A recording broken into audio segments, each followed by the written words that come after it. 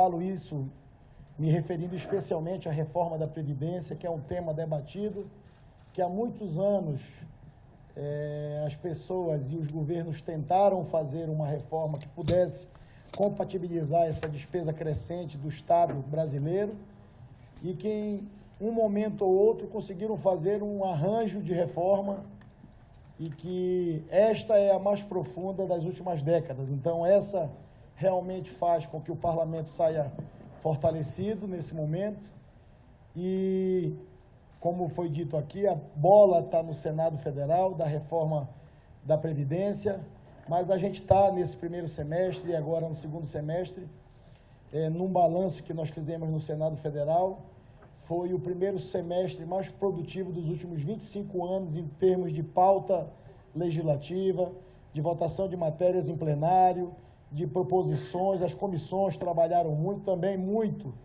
por essa renovação que o Senado teve de muitas cadeiras, 46 senadores novos no Senado Federal, de 54 cadeiras, com muita disposição, e a gente na presidência tentando ser o maestro dessa orquestra, respeitando as diferenças, mas conseguindo avançar. E o resultado, na prática, é em números. Então, se você tem um primeiro semestre, que foi o mais produtivo em termos legislativos dos últimos 25 anos, a gente está provando que é possível fazer as coisas acontecerem sem se descuidar dos debates importantes, porque quando a reforma da Previdência estava na Câmara dos Deputados, o Senado já trabalhava numa comissão especial.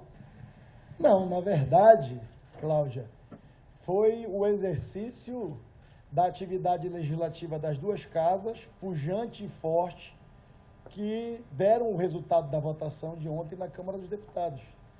Não há uma conversa e um entendimento na busca das matérias que estão sendo votadas na Câmara ou que estão sendo votadas no Senado.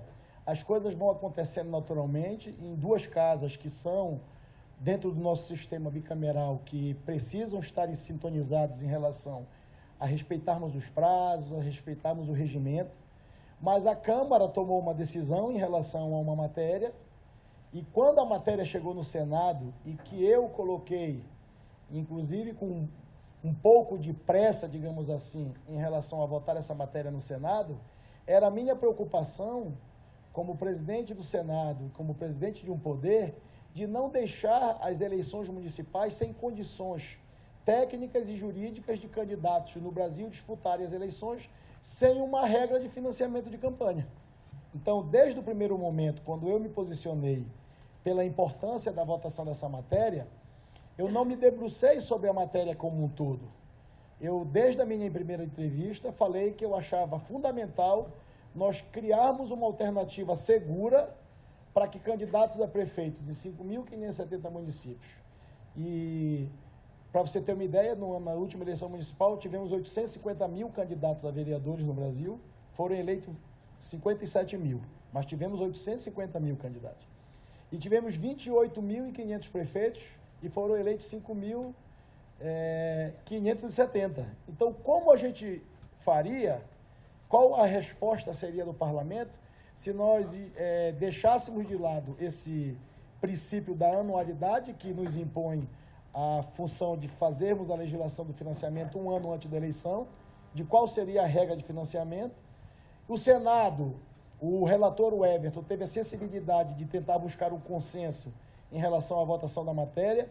Houve um momento que, mesmo votando na CCJ, a matéria poderia vir ao plenário do jeito que estava o projeto na Câmara dos Deputados, com algumas alterações, que inclusive, diga-se de passagem, na primeira reunião, eram basicamente as alterações que o senador, o Everton, relator da matéria, gostaria de fazer, que foram as alterações que a Câmara restabeleceu no projeto original, rejeitando a maioria do projeto e incluindo as coisas que eram importantes. Então, o que é que ficou? O Senado fez um acordo, votou uma matéria, dentro do que era possível ser feito no Senado Federal.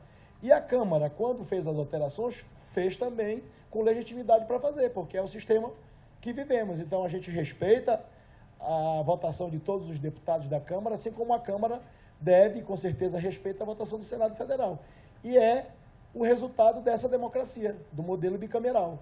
Senado quando se inicia o projeto, passa a ser casa revisora, mas existem projetos que se iniciam na Câmara, que acaba na Câmara dos Deputados sendo a casa revisora. Presidente, o senhor disse aí que não houve nem racha, nem acordo, mas está dizendo agora que o relatório do Weverton foi o mesmo relatório que foi aprovado na Câmara. Foi transmissão de pensamento? Não, quando o senador Weverton apresentou essas alterações, houve, por parte de vários líderes partidários, a insatisfação de votar uma matéria e fazendo uma observação do que também levou os senadores a fazerem aquela rejeição quase que completa do projeto, votando só o financiamento, que era a minha tese prioritária que eu defendia para as eleições, foi também esse período curto de apreciação das matérias no Senado. Então, o Senado, Merval, ele está incomodado com essa questão de que a matéria tramita por um período extenso na Câmara dos Deputados e acaba chegando no Senado, que não é de hoje também, isso é uma reclamação de décadas do Senado antes de eu estar no Senado Federal. E isso potencializou nessa matéria importante, que era para a questão do financiamento eleitoral. Agora, uma outra coisa sobre o fundo. O senhor tem defendido o aumento do fundo para a eleição. E o deputado Rodrigo Maia acha que tem que ficar do mesmo valor da última eleição. A sua tese de que são mais candidatos parece muito óbvia, mas o senhor não acha que o momento econômico do país impede que o Congresso tenha 3 bilhões e 700 milhões para fazer uma campanha eleitoral? Não tem valor. As pessoas estão falando do aumento ou do valor da eleição passada, falando de uma suposição, porque está estabelecido que na lei orçamentária anual vai ser fixado os valores. Então, está se falando uma coisa que não está escrito. Então, ou seja, o valor pode chegar lá na lei orçamentária anual e o Congresso Nacional, na votação do orçamento da Câmara e do Senado, que é feito conjuntamente, pode compreender que esse valor é razoável para atender as eleições municipais. O que eu falei, eu fiz uma comparação para uma reflexão. Eu acabei de falar que teve 850 mil candidatos a vereadores. Na eleição passada, esse fundo foi para 1.000 deputados estaduais, 513 deputados federais, 54 senadores e 27 governadores.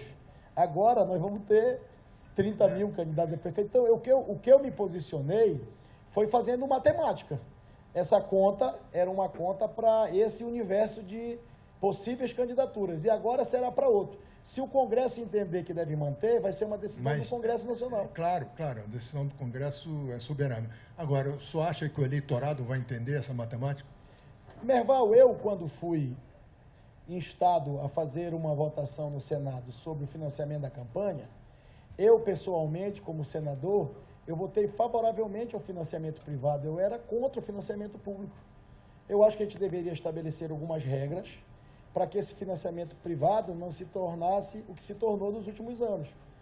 Um exemplo rápido seria proibir empresas que tivessem contratos com o governo. Então, se a gente conseguisse restringir, mas dar oportunidade de setores da sociedade, de setores empresariais poderem ajudar o financiamento das campanhas eleitorais, seria uma forma democrática de fortalecermos o exercício da democracia, e eu votei contrário ao financiamento. Mas hoje só temos esse modelo. Mas por que se nós tirarmos esse modelo, nós não teremos um modelo. Vamos tornar todos os candidatos passíveis a processos, a uma judicialização eterna das eleições. Mas por que vocês não fizeram essa proposta nesse projeto que estava lá no Senado? Eu falei porque uma decisão constitucional não dava para mudar o financiamento por uma lei ordinária. Tinha que ser por uma reforma constitucional. Então, eu, no Colégio de Líderes... Não tinha tempo para fazer. Não tinha tempo, e é uma emenda constitucional, o debate é mais longo e iríamos perder o prazo.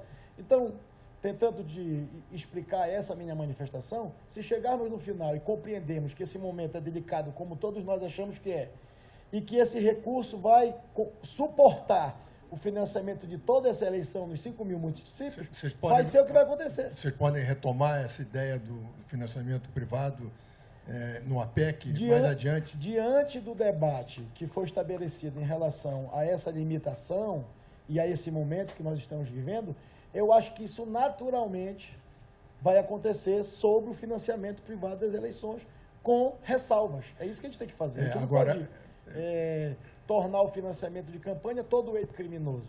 Se acontecer o equívoco, a gente bota as amarras para coibir os equívocos. Nós fizemos a votação de uma matéria que foi a distribuição da seção onerosa, que é a fonte de arrecadação dessa exploração extraordinária das riquezas com estados e municípios. Então, praticamente, esse recurso, nós estamos falando em quase 22 bilhões de reais, que serão distribuídos para estados e municípios, quando essa emenda constitucional for votada na Câmara dos Deputados. O Senado fez a inclusão desse percentual de 30%, 15%, para fazer essa descentralização. Então, esse pacto federativo que a gente fala é a possibilidade de desvincularmos e descentralizarmos os recursos que são arrecadados pelo governo central e que ficam com praticamente 70% das riquezas. É essa inversão. Tanto que, quando o ministro Paulo Guedes fala mais Brasil e menos Brasília, é uma coisa que toca todos os congressistas, especialmente os municipalistas, que eu me considero um deles. As pessoas transferiram responsabilidades para os municípios e para os estados, transferiram atribuições para ele ao longo dos últimos anos e não transferiram as condições para que eles custeiem e que arquem com essas despesas que foram transferidas pelo Congresso, pelo governo central. Então, quando a gente fala de um pacto federativo, do novo pacto federativo, a gente está indo de encontro à proposta do governo, porque o ministro Paulo Guedes fala em nome do governo e desde o primeiro dia ele fala da tese da descentralização dos recursos para a ponta. Porque, na verdade, a vida das pessoas... mas também desvincular e desindexar, é isso? Eu falo de centralizar dessas riquezas extraordinárias e da fonte de recursos que o governo federal possa disponibilizar. Por exemplo, nós fizemos uma emenda constitucional que está tramitando na Câmara dos Deputados, que dá a possibilidade das emendas parlamentares, elas possam ser alocadas direto no FPM e no FPE dos municípios. Você tem aí mais ou menos 5 bilhões de reais de emendas parlamentares, que você vai ter a chance, pela primeira vez, de sair do agente financeiro. Para você ter uma ideia, uma emenda para fazer uma escola de 1 milhão de reais, a Caixa Econômica Federal, para ser a gestora desse recurso, que é uma emenda parlamentar do orçamento da União, fica com 110 mil reais, 11%. Se você tiver condição de sair desse gestor do recurso e colocar na ponta, você consegue até baratear o custo da obra, porque por execução direta, quem conhece, e os prefeitos sabem do que eu estou falando, eu fiz uma reunião com eles, quando você faz por execução direta, você se... Fica mais barato. É muito mais barato, 30%. Então, isso está na Câmara, porque nós votamos, isso é parte do Pacto Federativo. As emendas impositivas que eram apresentadas no orçamento já está na Constituição, já foi promulgada, emenda constitucional número 100, que vai dar a oportunidade de todos os recursos das bancadas serem liberados, independente do governo, independente se o parlamentar é de oposição ou é de situação, porque recurso para fazer uma escola ou para fazer um hospital não é do deputado ou do senador, é do município, é do prefeito, é do estado, é das pessoas. Então, esse novo pacto federativo é essa descentralização. E a gente está muito feliz, diante dessa pauta, o governo federal abraçar essa causa, porque, sem dúvida, as coisas acontecem onde as pessoas vivem. As pessoas vivem na rua, no bairro, no distrito, na localidade, no município, no estado, depois que vem a União. E a União está muito longe das pessoas, ela não sabe o problema das pessoas, lá onde elas vivem. Então, eu não tenho dúvida que o Pacto Federativo, o novo Pacto Federativo, é, sem dúvida nenhuma, descentralizar os recursos que ficam sob o controle da União e que, muitas das vezes, a União não tem a capacidade sequer de elaborar um projeto para uma região do Brasil, que aquele projeto vai servir como uma fonte de desenvolvimento, de arrecadação e de emprego para aquela localidade. Uma ponte de interligação de um estado a outro é uma fonte de desenvolvimento. Uma estrada de uma cidade para outra cidade é a promoção da melhoria da qualidade de vida das pessoas e do incentivo à produção, incentivo a fomentarmos o comércio, bens e serviços, energia, uma linha elétrica, é uma fonte de desenvolvimento, porque se você não tem energia, você não tem como levar uma empresa, uma indústria para gerar os empregos. Então, o Estado brasileiro está muito longe no Brasil de dimensões continentais como o nosso. Outra proposta do Pacto Federativo que ficou acordada é a questão da votação da lei que está na Câmara dos Deputados sobre a securitização dos estados e dos municípios, que é a possibilidade do alongamento ou do refinanciamento das suas dívidas com organizações e até mesmo com o governo federal, que é o avalista de todos esses empréstimos. Então, essa matéria está acordada... com o sistema privado, é isso? Não, a securitização é o alongamento, o reparcelamento da dívida, porque as pessoas estão com aquele limite já comprometido de gastos com os seus recursos de transferências e não tem flexibilidade para fazer novos investimentos. Agora, com a lei de securitização, é um alongamento, é um novo parcelamento, é a venda dessa carteira, desse empréstimo que foi feita 10 anos atrás com uma instituição financeira, que hoje pode estar com juro mais barato, que vai ter outros benefícios, para que ele possa sobrar mais recursos da sua arrecadação própria e das transferências para fazer os investimentos. Isso é uma coisa que está acordado, a Câmara vai votar. A questão de fazermos uma emenda constitucional para alongarmos mais 4 anos o pagamento dos precatórios, de 2024 para 2028. É outra chance que nós daremos de darmos condições para os estados que estão endividados com seus precatórios terem mais 4 anos para alongar essas dívidas para o pagamento. E a reforma tributária está dentro desse pacto também? E a Lei Candir, que o governo se comprometeu esse ano de pagar o ano de 2019, que é algo em torno de 4 bilhões de reais, e também a emenda constitucional para terminar com a Lei Candir e acabando com os entraves judiciais que tem em relação a essa legislação, que acabou prejudicando os estados exportadores a terem a capacidade de fazer sua tributação nas commodities. Nós estamos exportando matéria-prima e importando muitas das vezes com 2.000, 3.000% acima do que a gente exportou aquela matéria-prima, porque industrializou em outro país e gerou emprego em outro país. Então, essas distorções que a gente está tentando levantar nesse contexto do Pacto Federativo, que são 7 itens praticamente que estão sendo trabalhados em relação a esse novo Pacto Federativo. O que é que aconteceu? A Câmara dos Deputados debateu ao longo dos últimos anos, e vários parlamentares debatem há 20, 30 anos a questão dessa reforma tributária, que na verdade era para ser, e é para ser, uma reforma para simplificar a vida dos empreendedores e dos brasileiros. Não é para reduzir imposto. Para simplificar. Não tem como, não tem condições. Quem falar que vai reduzir imposto à reforma tributária, vai estar faltando com a verdade. A gente precisa simplificar, porque a partir da simplificação vai ser, com certeza, a mola propulsora para novos investimentos, porque aí você deu tranquilidade jurídica e condição, porque são resoluções, portarias, enfim, cada estado tem a sua, cada município tem a sua, tem um conflito entre serviço e que os municípios não querem abrir mão, mas tem a questão do ICMS do estado que precisa estar nessa proposta apresentada pelo senador Roberto Rocha, a simplificação em o ICMS e o ISS numa reforma, digamos assim, e os outros impostos 9 do governo federal em outra perna. Essa redução, simplificação, vai fazer também com que as empresas reduzam o aparato que hoje elas precisam ter para lidar com essa parafernália toda. Todas as empresas, elas precisam muitas das vezes de um andar do seu prédio, ou de 2 ou 3 salas para colocar contador e advogado para entender essa legislação nossa que é um Frankenstein.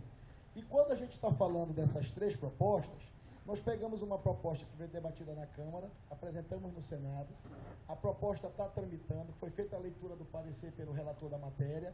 Na Câmara dos Deputados tem também um trabalho longo, extenso, de vários parlamentares que estão cuidando desse assunto. E desde o primeiro momento, quando nós apresentamos a reforma tributária no Senado, a minha intenção foi sempre buscar um entendimento em relação a essas matérias. Por quê? Porque se ouve falar, por parte do governo, que está na construção da reforma. Mas, aparentemente, o primeiro signatário, ou digamos assim, o primeiro expositor dessa nova reforma tributária do governo federal, foi abatido em pleno voo, quando deu a primeira sugestão de criação de um novo imposto na vida das pessoas. O senhor é contra? Não, eu sou contra, eu votei contra. Eu era deputado federal e eu votei contra a CPMF quando ela existia, eu votei para acabar. Eu, Davi. E acho que as pessoas não aguentam mais pagar impostos no Brasil sem ter serviço. Não, mas já tem o Paulo Guedes que continua insistindo que não vai ter CPMF, mas vai ter um imposto. Olha, eu acho que O negócio é não ter imposto ou não ter a CPMF? Eu acho que é não Deixa ter eu botar imposto minha- na vida dos brasileiros. As pessoas não, Deixa eu não botar venha a minha inventar colher. um nome, porque não adianta inventar nome. Vai ser imposto na vida das pessoas. Elas não aguentam mais isso. É o meu sentimento. Olha, presidente, existe uma intenção de vamos reduzir a carga de imposto sobre a folha de salário das empresas. Olha, para fazer isso, eu tenho que criar outro imposto para substituir. Eu não posso simplesmente reduzir a contribuição previdenciária, porque senão eu vou ficar sem dinheiro para Previdência. Esse é um sonho de todo empreendedor, reduzir os encargos da folha de pagamento. É um sonho de todos nós brasileiros, porque você, em vez de empregar 5 pessoas, emprega 2, porque cada um custa 2,5. Exatamente. É a conta. Então para reduzir, eu tenho que botar alguma coisa no lugar. Essa A ideia equalização... da CPMF, que não é a CPMF, aliás, é um imposto muito mais amplo e muito mais pesado que a CPMF, a proposta do Paulo Guedes, né?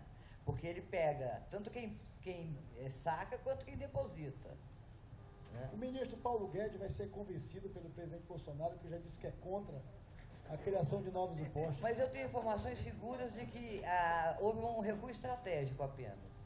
Não, eu não tenho essa informação. O sentimento dos senadores e o sentimento dos deputados federais, que já foram manifestados pelo presidente da Câmara e por mim, é de não criarmos uma nova fonte de tributar os brasileiros. Então não tem como reduzir a contribuição previdenciária sobre a folha? Vamos fazer a simplificação dos impostos, cada dia com a sua agonia. Temos um momento de fazer isso, porque isso é uma discussão que ao longo dos últimos anos é travada, e a gente precisa ter a consciência de fazer esta economia girar. Nós não faremos isso no primeiro momento com recursos públicos. A gente tem que fazer a reforma da Previdência para equilibrar as contas e garantir que os empreendedores possam respirar e fazer a economia girar. E captar os recursos externos, porque o Brasil não tem condições. O orçamento brasileiro tem 19 bilhões de recursos para investimento em 2020. 19 bilhões no orçamento de 1,5 trilhão. Isso não é nada na vida das pessoas. Então, se a gente imaginar que a reforma da Previdência vai resolver esse problema a curto prazo, também não vai. Ela vai ajustar as contas e dar tranquilidade institucional para um Estado, para que os investidores venham de fora, investir os recursos no Brasil. Em vários encontros que eu tive como esse, que estou fazendo com a imprensa, com empresários, empreendedores e investidores, todos estão ávidos a vir ao Brasil investir, participar das privatizações, participar das licitações da construção de estrada, de ferrovias, de portos, das concessões. E o PPI é 1 trilhão e 700 bilhões de investimentos no Brasil. Então, assim, a gente está fazendo a reforma da Previdência para equalizar a conta. Ela não vai resolver. E a gente precisa da reforma tributária para simplificar a vida das pessoas. Se simplificar, vai dar condições para as pessoas investirem com segurança. E se fizermos a reforma, a gente dá um sinal claro para fora: venham para o Brasil, que nós estamos aqui com as contas equilibradas e com um Estado com muitas peculiaridades e com muitas oportunidades do ponto de vista de investimento que o mundo aguarda. As reformas para vir investir no Brasil. E aí a economia vai girar, aí vai gerar os empregos necessários e as coisas vão acontecer. Não vão acontecer do dia para a noite com um orçamento de 19 bilhões.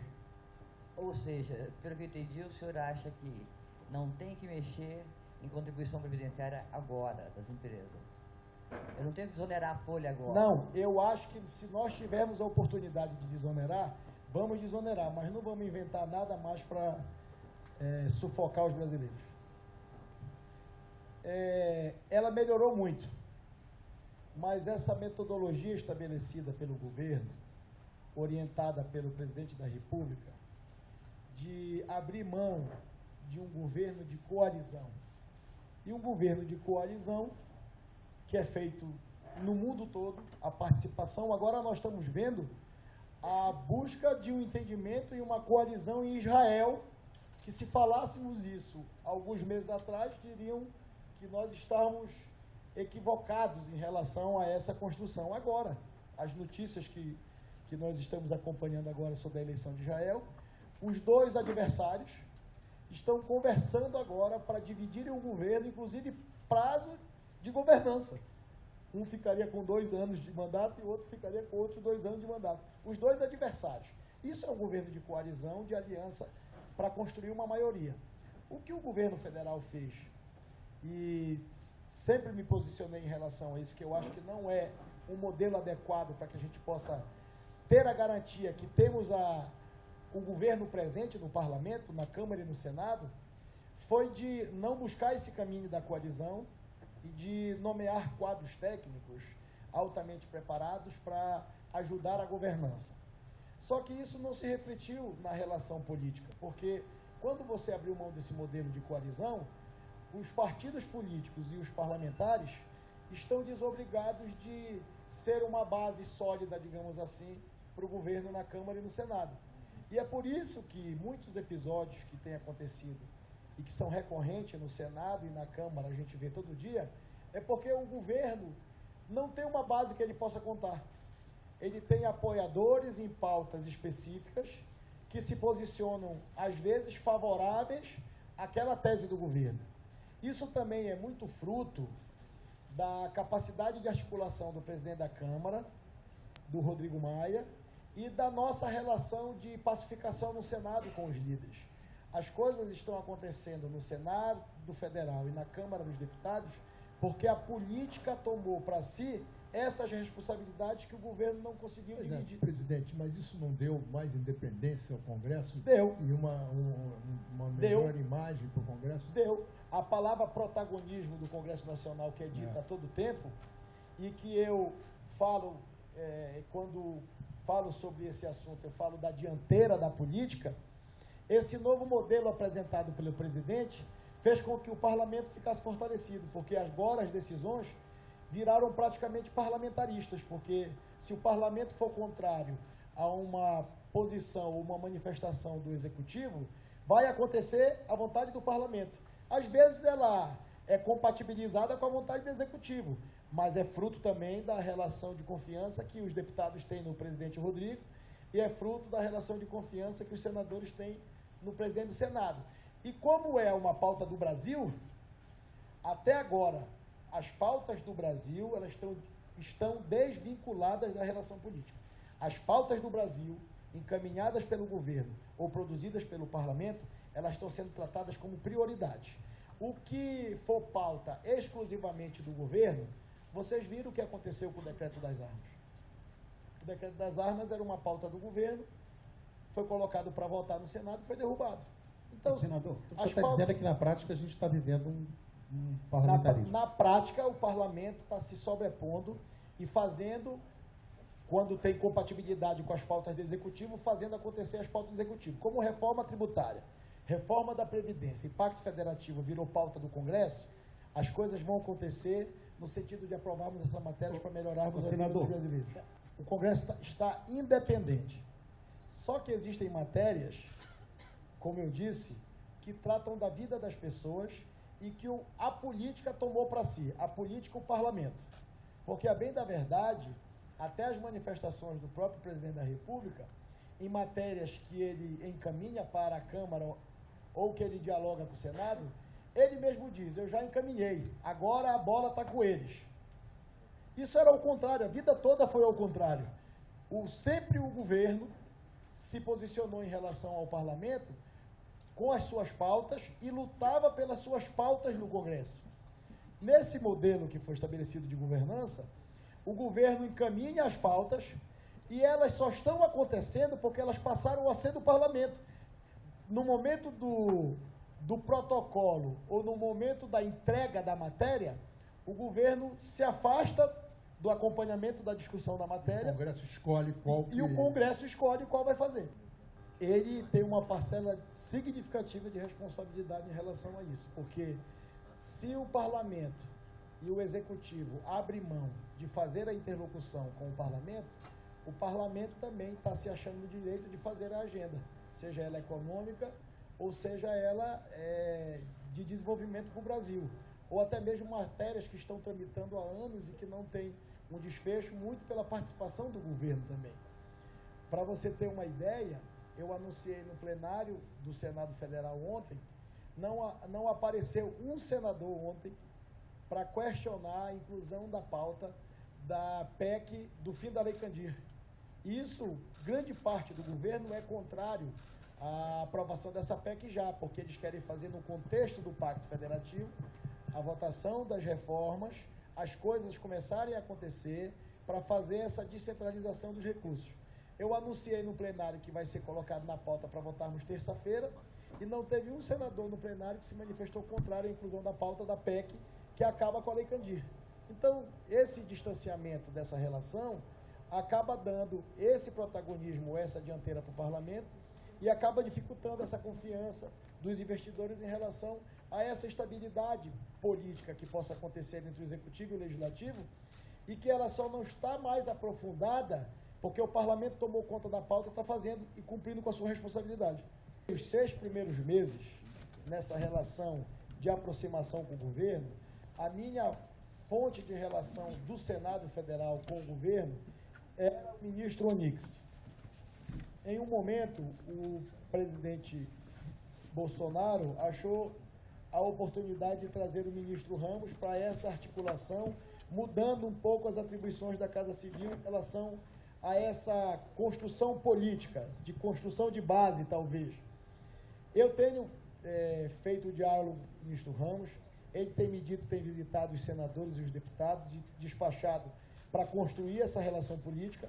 Eu acho que ele está buscando essa interlocução, assim como o ministro Onyx continua com ela fazendo na relação política, porque ele tratou com todos nós até o meio do ano e agora nessa reformulação do governo, acabamos tendo 2 interlocutores no governo na relação política.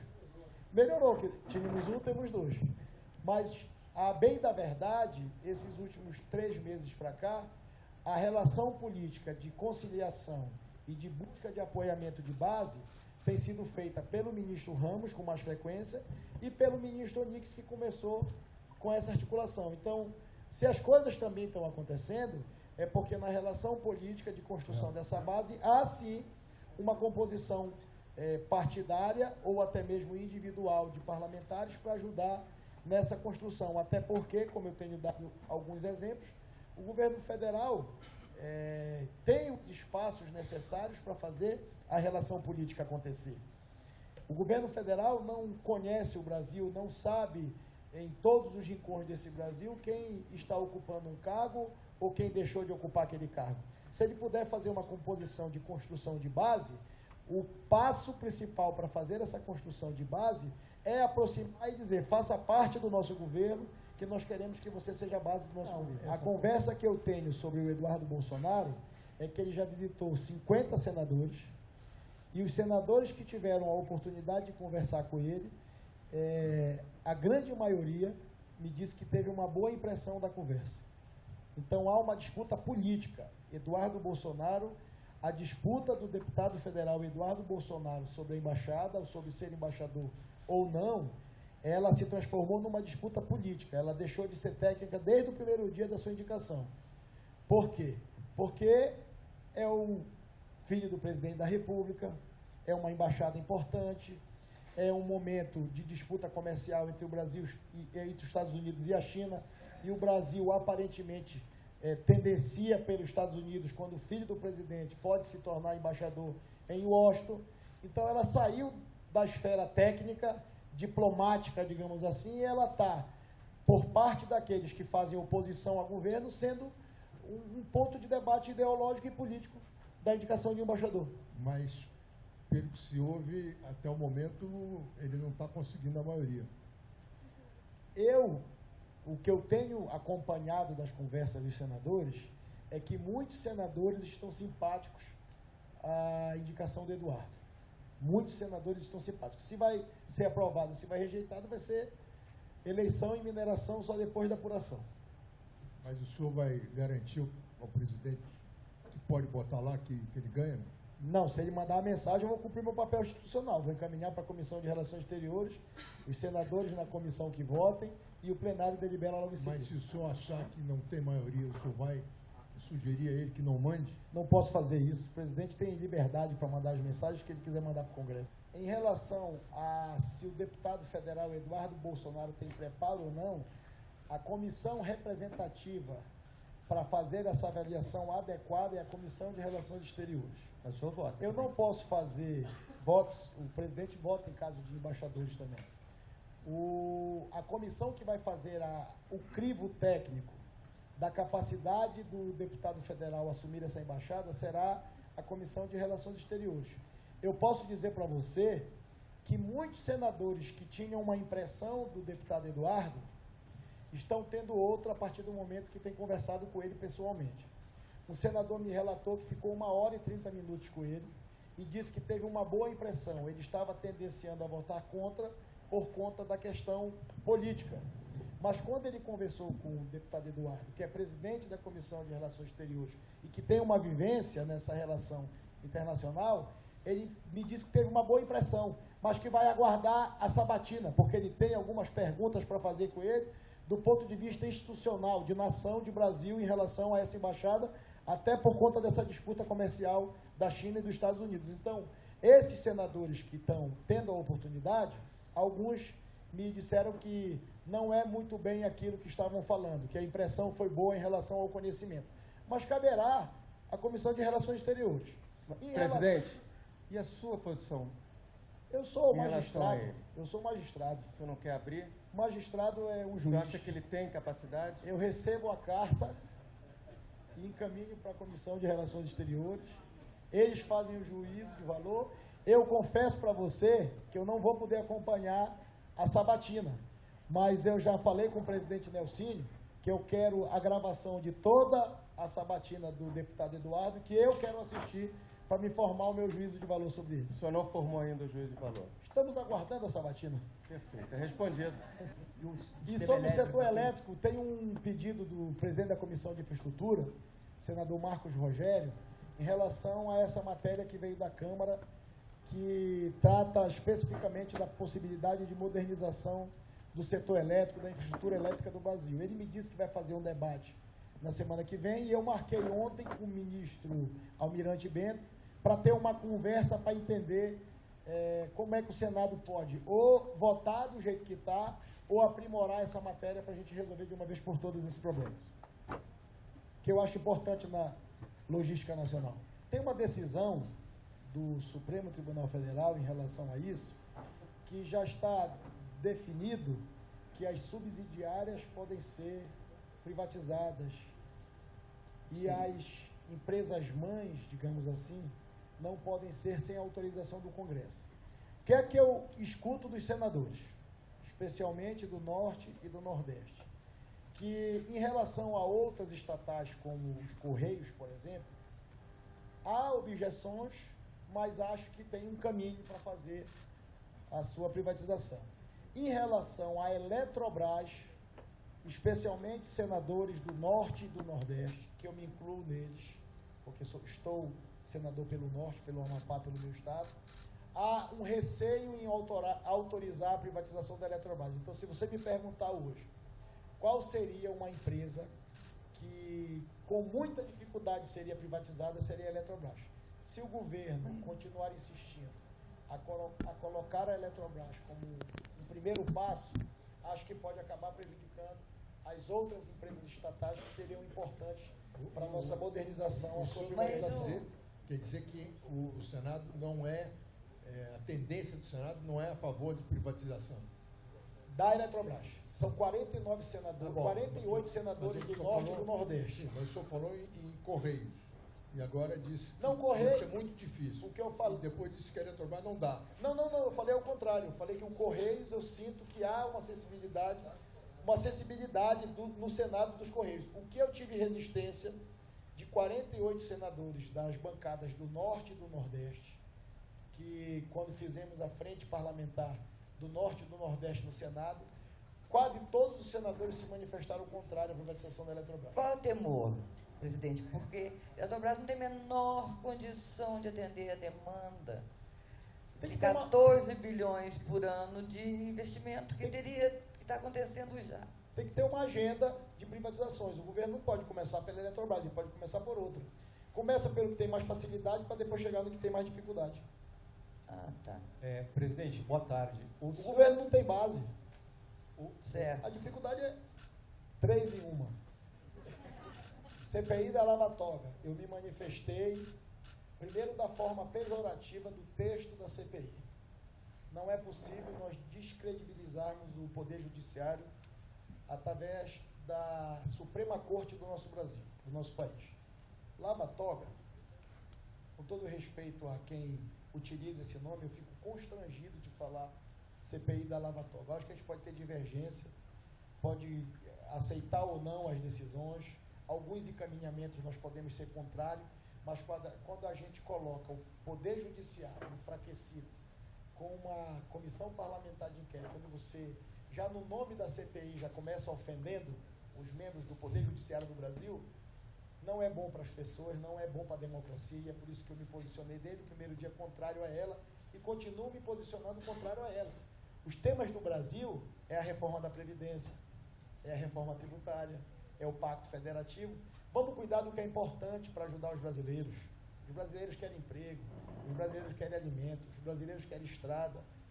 Então, a gente precisa ter a consciência do momento que nós estamos vivendo. Então, a minha opinião foi essa, sempre falei isso, falo publicamente, falo no plenário, falo para os senadores, mas nesse momento, a CPI da Lava Toga está sob júdice, porque o plenário da comissão decidiu contrário a ela, por sua ampla maioria. A Comissão de Constituição e Justiça decidiu contrário a ela, por sua ampla maioria, e tem um grupo de parlamentares que acha que a CPI da Lava Toga vai resolver o Brasil. Quer entrar no Supremo para fazer a CPI. Já foi entrado, já tem uma ação, eu já fui notificado, já estou no prazo para responder a ação, sobre a CPI da Lava Toga. Ela já perdeu no plenário da CCJ. A sociedade brasileira quer emprego.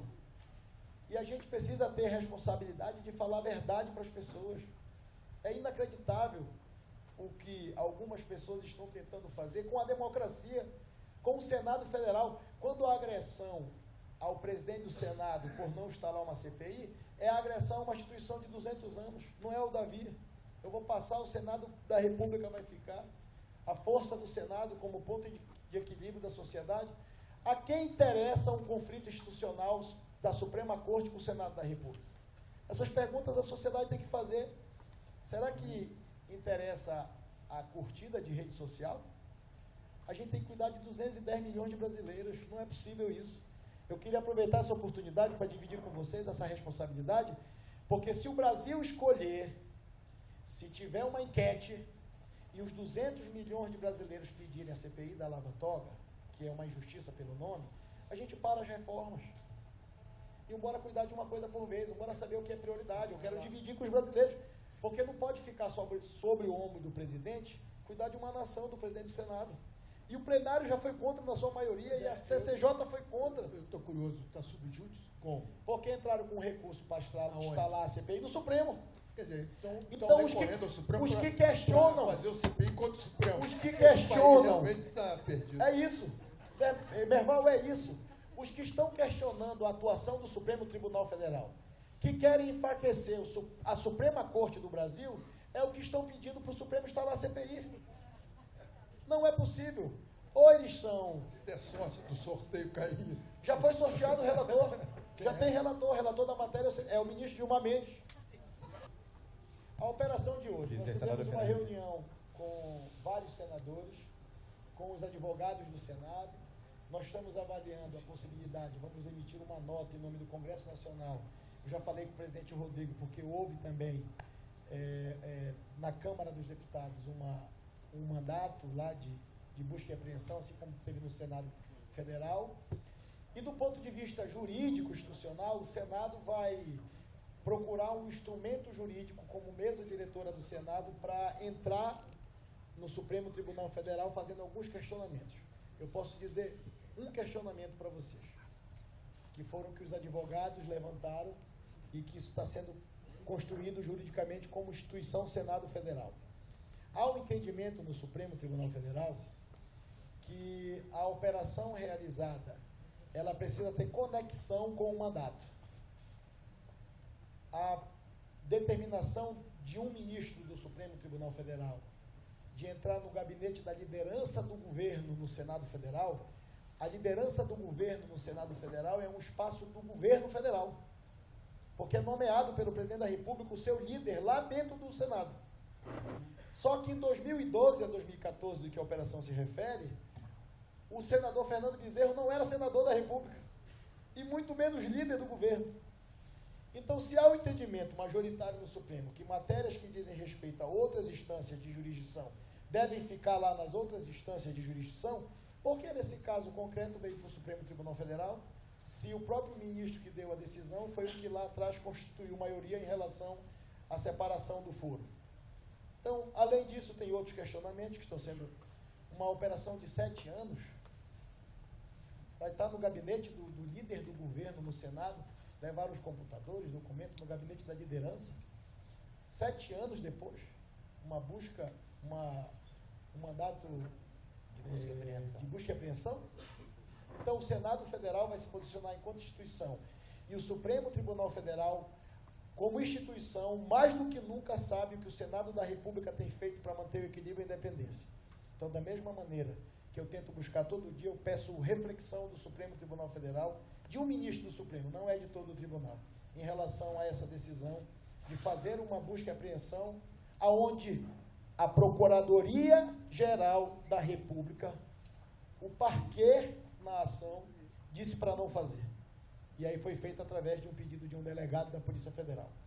Então, o Ministério Público não pediu, um delegado pediu e o ministro deu. Nós vamos questionar isso juridicamente, até porque eu não sou jurista, mas o corpo técnico do Senado Federal são de juristas muito experientes e identificaram vários caminhos para que o Senado se posicione enquanto instituição deste país.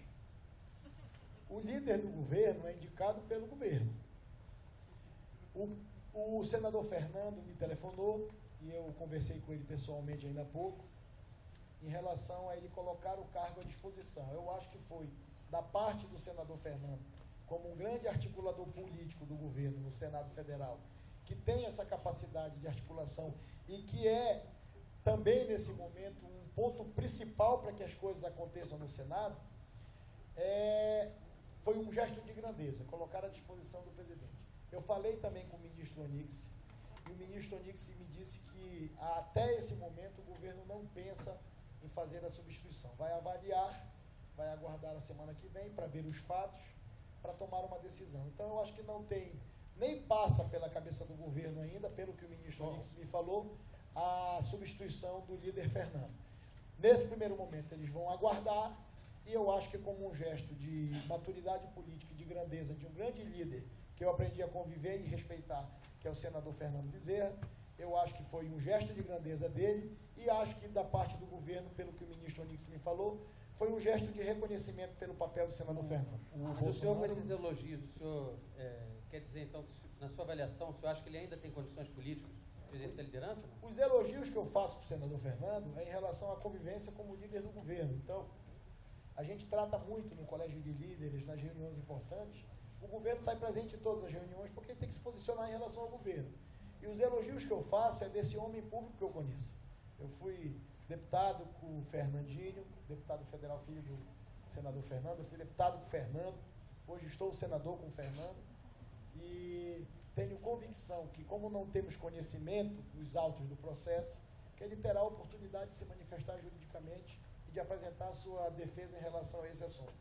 Eu falei ainda há pouco desses 2 episódios. A Procuradoria-Geral da República disse não, e o episódio foi em 2012, que ele não era líder do governo nem senador. Então, há algumas distorções do ponto de vista jurídico do Senado, e como presidente da Casa, eu vou defender a instituição, porque eu estou defendendo a harmonia e a independência dos poderes, e o Supremo Tribunal Federal sabe disso. O quanto eu luto para manter esses pilares fortes, resistentes, para defendermos a democracia. Então, eu acho que, pelo que o ministro Onix me falou, nem passa na cabeça do governo tirar o ministro Fernando sem um esclarecimento ou um conhecimento mais aprofundado sobre essa operação. Presidente. Em relação a esse projeto da Receita, eu não avaliei ainda a redação desse projeto, mas acho que a gente precisa organizar o Estado e, dentro das normas institucionais do Brasil, da legislação brasileira, eu acho que a gente precisa organizar e colocar cada um com a sua atribuição e com a sua autoridade de exercer a sua atribuição, dentro dos limites constitucionais. Então, se há esse limite de um regramento em relação a que esses auditores encaminhem o seu processo para a Secretaria da Receita antes de encaminhar para órgão de fiscalização, eu não tenho dúvida que é cumprindo cada um com o seu papel. E é por isso que a gente está discutindo muito o projeto de lei de abuso de autoridade, por conta de que a gente precisa, não é punir e nem restringir, é fazer o que tem que fazer o que tem que ser feito, fazer o que é certo. O senhor acha que houve excesso no país nos últimos anos na atuação de Polícia Federal, COAF? Não, eu acho que todos os órgãos estão trabalhando e é por isso que nós estamos com uma democracia pujante, com a oportunidade de fazermos encontros como esse e falarmos francamente o que a gente pensa. Eu só acho que tudo tem que ter uma regra, tem que ter uma regulação. E se está estabelecido na legislação que tem que ter essa regulação, é importante que se cumpra. Eu não quero abusar da minha autoridade com ninguém, mas também não quero que ninguém abuse comigo. E a gente está protegendo os cidadãos brasileiros, homens e mulheres que muitas das vezes não têm condições de ter um bom advogado e que querem cumprir o seu papel como cidadãos. O senhor estava falando sobre o Pacto Federativo. Eu fiquei em dúvida se, dentro desse pacto que o senhor está conversando com o ministro Paulo Guedes e com os outros líderes partidários, está incluído essa proposta de elevar os recursos da União ao Fundeb? Está. E Esqueci de falar. E também a elevação do FPE. Vocês estão se falando em aumentar o FPE em 4,5%. 2,5%. 2,5% só? Eram 4,5%. E a emenda do senador Fernando, que apresentou, que os senadores acataram ontem, na PEC 51, reduz para 2,5%. Um para municípios e 1,5% para estados. Certo. Quer dizer, mas o Congresso já fez a conta de quanto é que isso vai custar para a União? Com a emenda do senador Fernando, que os senadores, no debate ontem, acataram e voltou para a CCJ, ele reduz de 4,5% para 2,5%. Vai ter que fazer uma nova avaliação do que isso vai significar até 2022. No caso do Fundeb, pelo que consta, ele vai terminar, a União vai ter que, daqui a 10 anos, repassar 85 bilhões. Quer dizer, o que está se falando é que se a proposta que está sendo analisada do Fundeb for aprovada, toda a economia que se conseguirá com a reforma da Previdência será Não, transferida é porque para o Fundeb, a proposta do governo no Pacto Federativo de apoio ao Fundeb, não vai ser desses recursos, vão ser dos recursos que estão carimbados dos fundos constitucionais que tem no Brasil, 280 fundos constitucionais, é desvincular parte desses fundos constitucionais para contemplar o Fundeb. Só para você ter uma ideia, no Fundo de Aviação Civil tem 26 bilhões contingenciados para fazer desenvolvimento regional, 26 bilhões. E o Ministério da Infraestrutura tem 6 bilhões por ano. Está errado, essa conta tem que colocar esse dinheiro para ele fazer estrada, fazer porto, fazer aeroporto. Como é que está vinculado ao fundo? Então, se desvincularmos 30% do FINAC, do Fundo de Aviação Civil, da taxa da aviação, já dá o dobro do orçamento do Ministério da Infraestrutura para o ano que vem. Mas, então, o Fundeb também é desses fundos. mas isso precisa de uma regulação, não? Precisa de uma emenda constitucional. Emenda constitucional. Mas todos os fundos são vão 280 fundos. O Isso. governo está levantando a possibilidade de ou extinguir ou remanejar 120, em parte ou em percentual. Os Não tem constitucionais a proposta também? ainda. Os constitucionais também? Não, Os fundos constitucionais estão dentro dos os 80. fundos vinculados. Ah, Por exemplo, Fundo da Marinha Mercante. tá. Parece que tem 2 bilhões e Mas tanto. FCO, fundo constitucional não Está na entraria nessa. proposta dos senadores que o governo não aceitou no primeiro momento. Ah, tá. A única coisa que o governo aceitou foi partirmos de 30% a 70% em 8 anos o recurso da exploração de petróleo para estados e municípios. Então, o governo tinha uma primeira proposta de 30%, que aceitou chegar até 70% em 8 anos das novas fontes de arrecadação dos próximos leilões de petróleo, de exploração de petróleo. Só para esclarecer, sem querer tomar muito tempo, no caso do Fundeb, o senhor disse que o dinheiro viria dos fundos, vinculado. Hoje são 15 bilhões, pela conta vai dar 35 ou 40 desses fundos. Vai mais que dobrar. Certo.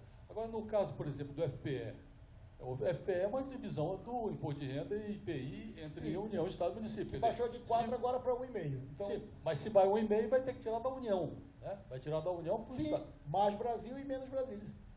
E a União, quer dizer, sim, mas a União vai continuar com os mesmos encargos. Então, como é que fecha a conta? Não. Esse recurso vai ser fruto dessa composição do imposto de renda, do FPE e do FPM agora, porque incluíram municípios que não tinham, e essas fontes extraordinárias de arrecadação que vão compor esse recurso do Fundeb e dos outros fundos de transferência em relação ao Pacto Federativo. E tudo isso está sendo conversado com o ministro Paulo Guedes. Ministro Paulo Guedes, o ex-ministro Esteves, secretário Valderi, secretário Mansueto, líder Fernando e outros senadores.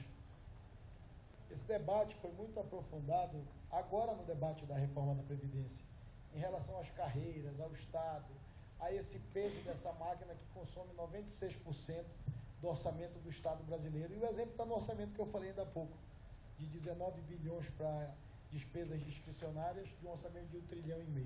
Então, eu concordo com a observação que você está fazendo. A Câmara dos Deputados, nessa conciliação que o Senado está fazendo em relação a matérias importantes, passou a ser a condutora da reforma do Estado, da reforma administrativa. Os deputados montaram uma comissão especial, que, se eu não me engano, teve uma reunião ontem ou anteontem para tratar desse assunto, com todos os líderes e com todos os partidos, sobre essa reforma desse Estado, que aí é outro debate acalorado em relação a essa diminuição desse Estado, que praticamente capturou os recursos públicos e que a gente vê muitas das vezes, diante do tamanho do Estado e da burocracia do Estado, não chegar e não atender na ponta o cidadão que aguarda desse mesmo Estado o seu atendimento ou o seu serviço, que muitas das vezes não tem. O Estado não cabe no PIB. Oi? O Estado definitivamente não cabe no PIB. Com certeza. Então, por isso que a Câmara adotou esse protagonismo dessa reforma administrativa do Estado brasileiro. Então, assim como nós estamos propondo fazermos uma conciliação entre a reforma tributária, constituímos uma comissão mista para tratar da tributária, Senado, Câmara e Governo, a gente vai acompanhar na relação política com a Câmara dos Deputados esse novo formato que eles vão dar para esse Estado, porque inevitavelmente esse debate vai chegar no Senado Federal a partir do momento que ele for consolidado na Câmara dos Deputados. Eu espero que a gente possa estar construindo junto esse texto, de fazer um texto que seja a solução desse Estado, desse gigante, desse elefante, que dificulta a vida das pessoas, para uma proposta que possa ser mais enxuta e que seja compatível com as condições econômicas e financeiras de um país do tamanho do Brasil. Primeiro, que nunca houve desentendimento com o meu irmão, meu amigo Rodrigo Maia, que é, inclusive, meu vizinho de porta agora, porque nós abrimos uma porta para quando alguém falar alguma coisa de desentendimento, eu vou para a casa dele, ele vem para a minha, para acabar a conversa. Então, nunca houve. Na verdade, ela foi comigo, eu estava presidindo uma sessão, na sessão da semana passada, que estava a questão da lei dos partidos políticos. Foram 6 deputados falar comigo aqui, tinham 50 senadores falando, eu acabei não dando atenção e eu ouvi ela me falar sobre um requerimento que ela queria que o Congresso marcasse uma reunião para um requerimento de anulação da primeira sessão da CPI da Fake News. Eu disse, deputado, eu não consigo ficar falando para vocês e que respondendo aqui não dá para falar. Então, eu sei que eles têm uma proposta de um requerimento para, na sessão do Congresso, uma questão de ordem, para levantar uma questão de ordem para anular a primeira sessão da Fake News, que aprovou vários requerimentos. Para explicar a questão da CPI da Fake News, a CPI da Fake News estavam subscritas assinaturas no Senado e na Câmara. Qual foi a minha proposta? Eu falei para o Rodrigo, vamos fazer uma mista, porque a gente pode fazer uma CPMI mista, bota a Câmara e Senado, o Senado fica com a presidência, a Câmara fica com a relatoria da CPMI e faz uma comissão parlamentar, porque é como a reforma tributária, uma CPI da fake news na Câmara, uma CPI da fake news no Senado. Então, eu tentei conciliar como eu estou tentando na reforma tributária. E assim foi. Aconteceu, houve instalação, houve eleição da comissão, e o que eu quero da CPI da fake news é que ela proteja os brasileiros. Eu não tenho um alvo específico em uma comissão parlamentar de inquérito que vai investigar agressões, ofensas e ameaças. Ontem foi preso um cidadão no interior de Minas Gerais ou da Bahia, que o senador Ângelo Coronel me falou que ia encher a boca dele de tiro, onde encontrasse com ele. E ontem a Polícia Legislativa prendeu o cidadão que disse que estava no momento. O que a gente não pode suportar mais são as ameaças nas redes sociais que estão tirando o poder e a liberdade das pessoas. São todos ameaçados por trás de uma tela de computador, muitas das vezes com perfil falso ou não. Esse não era falso. A pessoa existia, tinha feito 4 perfis falsos, mas chegaram no computador e prenderam ele ontem. Então, o que eu quero do resultado da CPMI da fake news é que a gente possa dar um freio de arrumação nessas agressões e nessas ameaças que todos nós estamos sofrendo, como homens públicos ou não, mas principalmente a sociedade é vítima dessas agressões. Então, eu quero que no final a gente possa sair com uma legislação moderna, que possa coibir essas distorções e fazer desse instrumento da internet um instrumento de união, de divulgação, de conciliação, não de agressão, de ameaça, que é o que a gente está vendo nas redes sociais, infelizmente. Eu acho que a eleição geral está muito longe. Essa eleição municipal do ano que vem, ela vai ser um balizador para as eleições gerais. Eu acho que os partidos, a partir dessa eleição, com a proibição das coligações, vão acabar fortalecendo no Brasil, eu acho que uns 10, 12, 14 partidos, talvez, dos 34 que a gente tem, 35 no Brasil. Então, eu acho que vai acabar sendo um filtro, vai ser uma reforma política imposta, digamos assim, no voto na urna pelo fim das coligações, porque acaba tirando aqueles partidos pequenos que fazem uma chapinha ali para fazer uma coligação, para ter uma eleição de um mandato de vereador ou de deputado. Então, eu acho que a partir dessa eleição do ano que vem municipal, geral, a gente vai ter um balizador para as eleições gerais. Mas eu tenho a compreensão que ainda a esquerda, diante dessa polarização, tem uma parcela significativa da sociedade e de apoiamento que vai ser o resultado nas eleições municipais.